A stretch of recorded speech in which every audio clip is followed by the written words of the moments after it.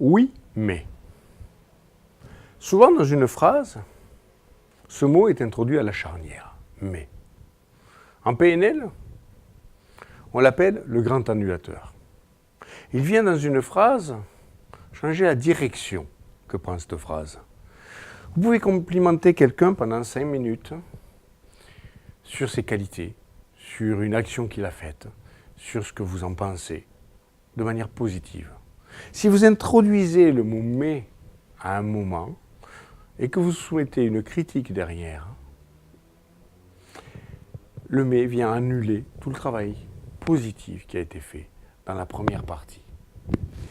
On l'appelle le grand annulateur parce qu'il efface carrément, il gomme toute la première partie de la phrase ou de ce que vous avez dit.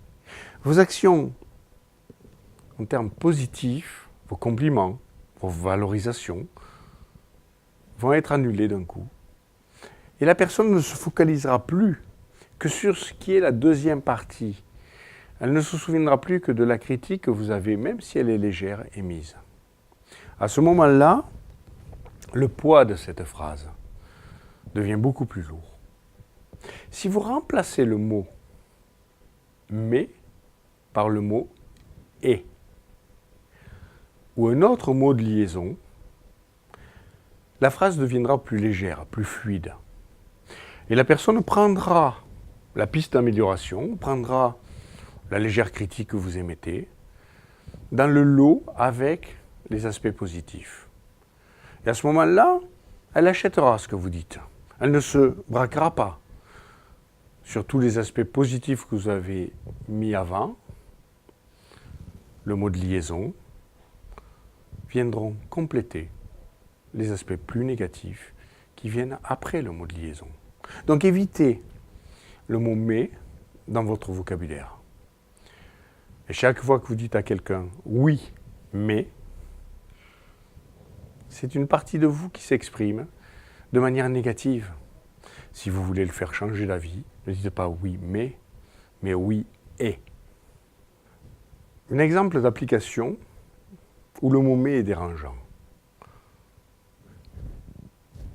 Vous dites à quelqu'un « tu es très belle ».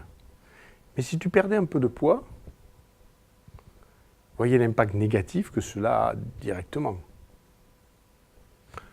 Si c'était plus élégamment fait, vous pourriez dire « tu es très belle et tu devrais faire attention à ton alimentation ».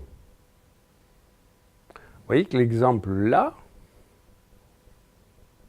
est parlant, plus léger. Nous avons passé des bonnes vacances, mais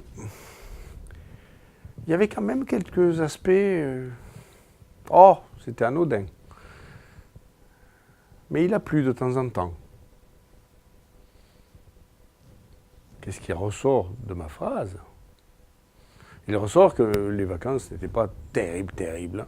Il ressort simplement qu'il a plu. Si par contre je fais la phrase avec « Nous avons passé des bonnes vacances et il a plu de temps en temps », c'est beaucoup plus léger, ça n'annule pas la partie « Nous avons passé des bonnes vacances ». Vous pouvez déployer ceci dans tous les contextes.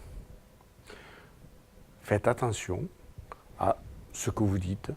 Utilisez plutôt des mots qui soient des mots de liaison que des mots tranchants.